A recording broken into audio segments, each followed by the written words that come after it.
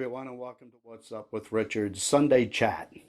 It's been a busy week, and starting on Wednesday, especially with a trip to the hospital, they finally allowed non-essential surgeries, and Pat's going to have her knee replaced. And she did. But you know what was unusual about it is the way that they admitted you. It was quite a procedure. First of all, there are only two entrance ways to the hospital. The first way is through the emergency room. The second one is through the parking garage. So after you park, the mask goes on, walk into the little hallway, and then there's a long glass hallway where you're met by two employees or two volunteers. And of course, they ask you the standard questions. Do you have a temperature? What are you here for? Do you know anybody that's had COVID? Or have you been involved or near anybody that's had COVID?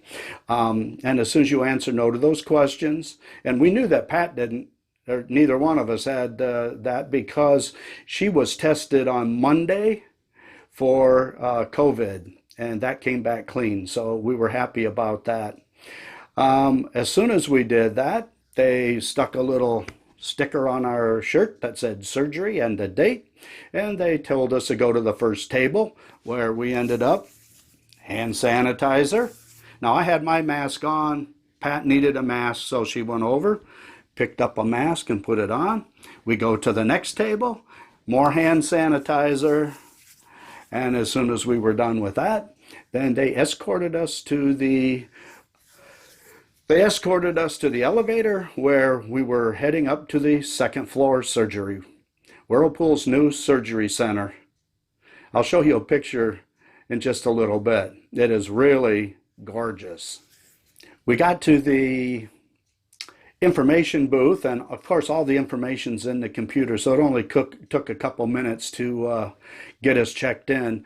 And before we could even really sit down, they called Pat back to pre-op. Now the difference here is I was the only one who was allowed to accompany her there. She could have one person. Normally that wouldn't have been the case. You know, you could have had 2 or 3 family members come up. So that was one difference. The other thing is they gave me a couple cards. I'll tell you what I did with those cards, or what I had to do with those cards in next little segment here. Before I head on, take a look at this waiting room. It is really pretty awesome. So the first picture is the waiting room. Very comfortable, very wide open, much different than the waiting room they had previously, which makes it much more comfortable, especially for guys who are waiting or gals who are waiting, because I was in there, 5 hours, 5.5 hours, and that was a short surgery.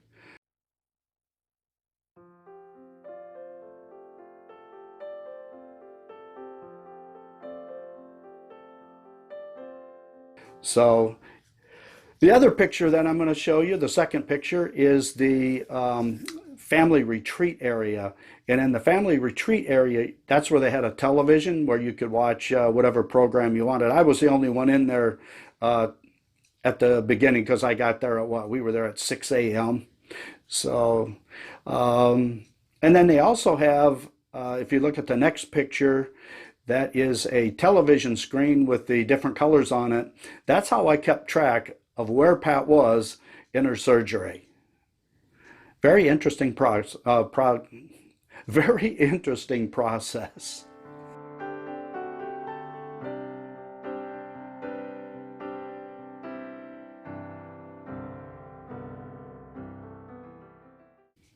After about a 45-minute wait, they finally allowed me to go back and visit with Pat for a grand total of 2 minutes while they readied her for the next procedure, which would be the anesthetic.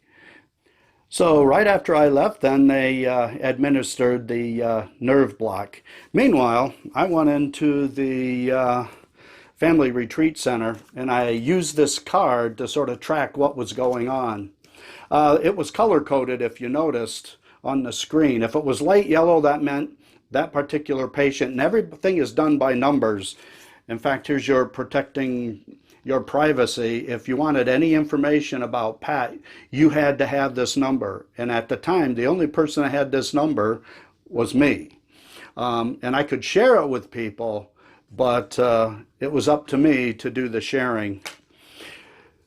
Then I noticed on the screen that it turned to light green, and that meant that she was in the procedure room, and then there were some abbreviations, and it said that the anesthetic or the anesthesiologist was doing his work, and they gave her a nerve block and then just knocked her out after that, apparently. The next thing that happened is she ended up going in the room. That was the next section, and it turned dark green. So when it turned dark green, I knew she was, and it said in the room, I knew that the anesthesiologist was finished with the nerve block and that the procedure was about ready to start.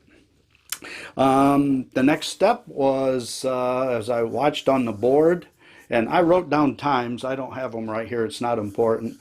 But the next procedure was procedure start. And when that happened, then I knew the actual procedure was starting. After about an hour and 10 minutes, I saw that the board changed. It said procedure close. So I assumed they were closing up the wound. And about 10 or 15 minutes later, it said procedure end. And a few minutes after that, then it said recovery, and it turned to blue. And after that, it was just wait until she came out of the anesthetic, and I might have a chance to go back and visit her. And I did at about 10 minutes after 11. And I think all this started at approximately, 6 o'clock in the morning. So about 5 hours and 10 minutes from start to finish. So at about 10 after 11, they finally came to get me, and I was escorted back to the recovery room where she was at. And I was able to talk to her for, about 10 minutes, see how she was doing. She seemed awake, no pain yet. Everything was still blocking the pain. And but after 10 minutes, they said, well, we're taking her up to the room. And that meant, Richard, adios. Yeah, there's no visitors whatsoever. So that was the end of that part of my day. I ended up driving home and doing the grocery shopping. Now, she only had to be in the hospital overnight, so the procedure for the next day, I thought, was to drive there, to stop at the front doors, and they would meet me there at 2 o'clock.